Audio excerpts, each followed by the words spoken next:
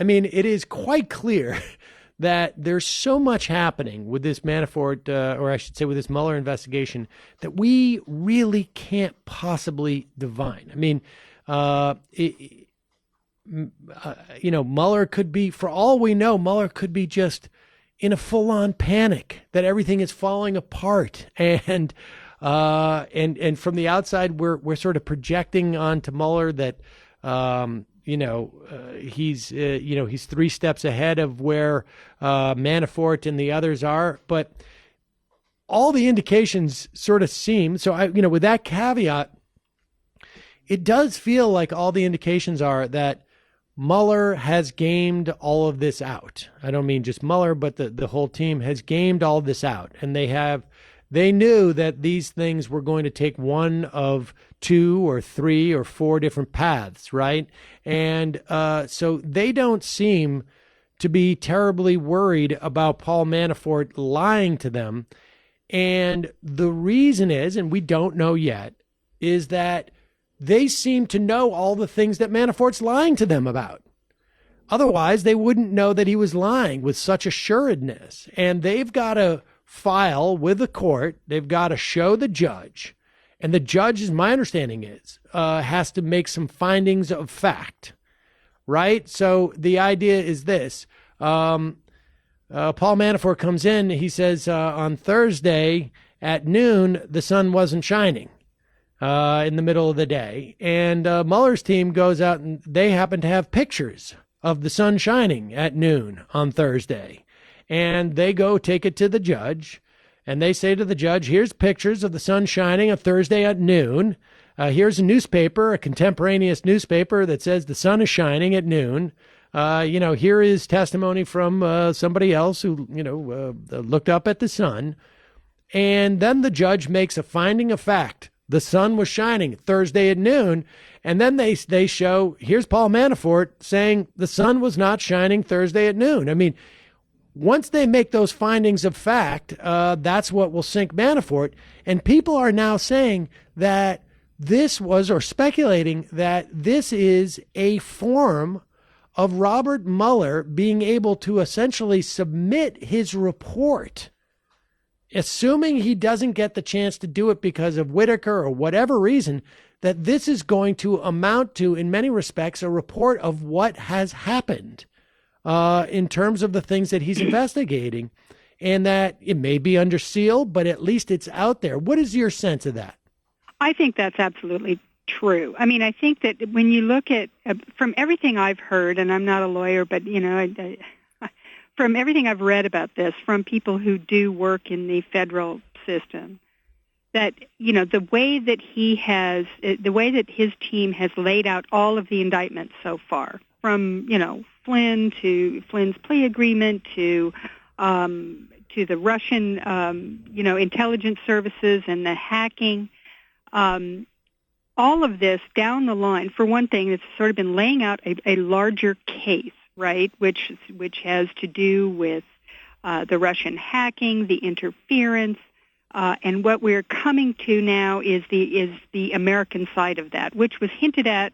I shouldn't say hinted at. It was intentionally pointed at from the earlier Russian indictment, saying that there were Americans involved.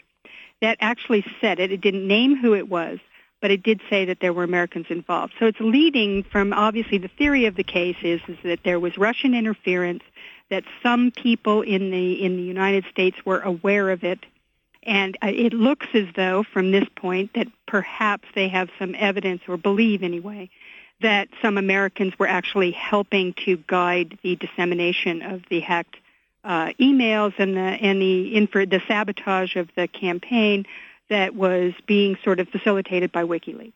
So that seems to be the way that they have sort of are laying out the case step by step by step. And each time they tell a story in what these people call a speaking indictment. They don't have to do that. In an indictment, you can just sort of lay out a bare bones sort of story that will suffice to indict, and then you clear it up when you go to trial. You go and lay out all the actual evidence. These indictments actually are very detailed, in a way that is specifically called a speaking indictment, where you want to tell your story ahead of time. And that's why it's suggested that Mueller is basically, and probably just as a backstop against the idea that he won't be able to tell a report, or that it will be shut down before they are able to get all of this evidence out there, and also implies that there may be sealed indictments from the grand jury, which has been active for months on this, that there may be sealed indictments, as there was in Watergate. They had a whole bunch of evidence that was locked down. We spoke about this a couple of weeks ago, that it was more or less revealed that that was the case. There was a whole roadmap, and this had been laid out.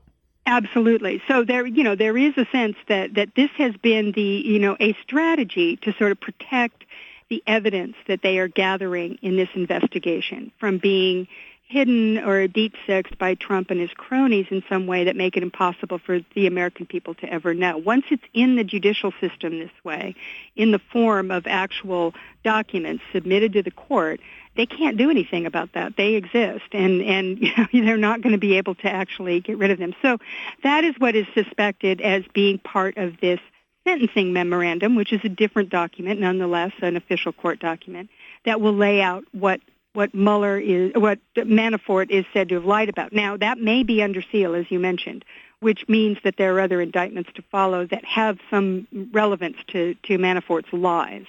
So we may not see it right away, but the fact is that they promised the judge very explicitly last Monday, when they said that the plea agreement had broken down and it was no longer in effect, that they were going to do that they were going to lay out in detail all of Manafort's lies. So it was kind of everybody watching the case going, whoa, okay, this is exciting. We're going to see some evidence here about what they what they know that Manafort is lying about. And that brings us, and I just want to mention quickly, because we're going to go to this Guardian story, but I do want to mention Jerome Corsi, because I think he is a very important part of this.